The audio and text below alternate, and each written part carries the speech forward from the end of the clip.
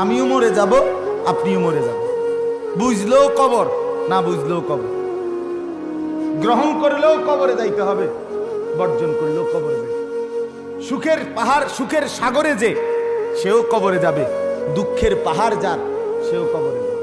জীবনে কোনোদিন যে হাসতে পারে নাই, তারও মৃত্যু নিশ্চিত। জীবনে কোনোদিন যে দুঃখ দেখে নাই, তারও মৃত্যু নিশ্চিত। কি ভাইয়া?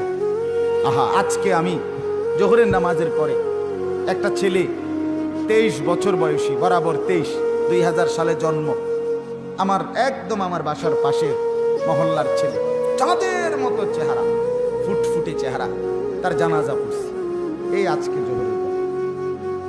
22-23 বছরের এত সুন্দর চেহারা ছেলেটার। গতকাল রাত্রে 11:30, 11:30, 11:15 দিকে সিএনজি অ্যাক্সিডেন্টে মারা গেছে। ইউনিভার্সিটিতে পড়তেছে, আমাদের কুমিল্লা ক্যান্টনমেন্ট একটা বায়ুস্ট ইউনিভার্সিটি আছে, খুব উন্নত মানের, ওইখানকার ছাত্র ছেলে, খুব নামাজি, সুন্দর দাড়িওয়ালা ছেলে।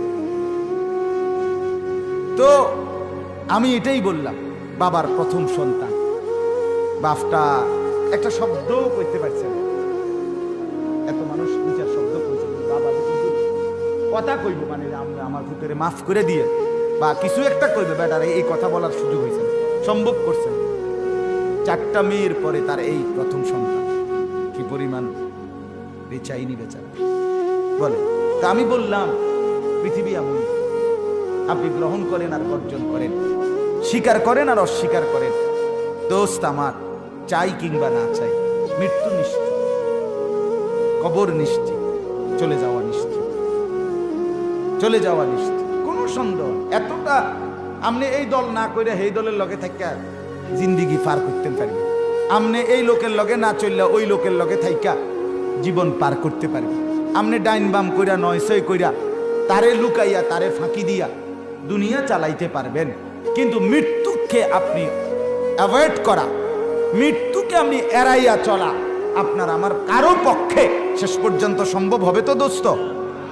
যেটা নিদারুণ বাস্তবতা, যেটা আমার ভাই দিল দিয়া বোঝো তুমি, যেটা অকাট্য সত্য, যেটা নিদারুণ বাস্তবতা, যেটা চোখের সামনে দেখা, একবার দুইবার না, শত শতবারে এই 2 চোখে মানুষের লাশ দেখলাম। আমিও দেখছি, তুমিও দেখছো, দেখছো কিনা ভাই? তাহলে এতবার একটা মানুষের মৃত্যু দেখলাম, এতগুলো জানাজা পড়লাম, এতবার কবরস্থানে দেখলাম, এইটাকে আমি চোখ বন্ধ করলেই কি মিথ্যা হয়ে যাবে? আমি স্বীকার না করলেই কি মিথ্যা হয়ে যাবে? আমার বুঝে না ধরলেই কি মৃত্যু মিথ্যা হয়ে যাবে?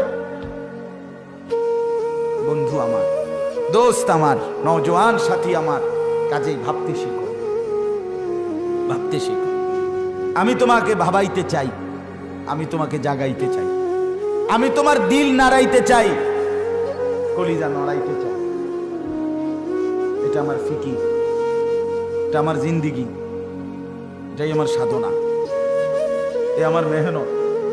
আমি যুবকের দিল নাড়াইতে চাই, নওজোয়ানদের কলিজা নাড়াইতে চাই। বন্ধু, ডানে বামে চাইও না। আমি প্রত্যেক দিন বলি, সমবয়সীর সাথে মিল্লা বুদ্ধি করলে পারতাম, 1 লাগাই দিতে হবে, 1 লাখ ছেড়ে দিতে হবে। সমবয়সী ভালো থাকতে দিবে না, সমবয়সী ভালো হইতে দিবে না, সমান বন্ধু তোমারে চরিত্রবান রাখতে দিবে না। তোমার মোবাইল না থাকলেও তার কাছে মোবাইল আছে, সে তার মোবাইল দিয়েই তোমার উলঙ্গ ছবি দেখাবে। তুমি নারীর আড্ডা চেনো না, সে ব্যবস্থা করে দিবে।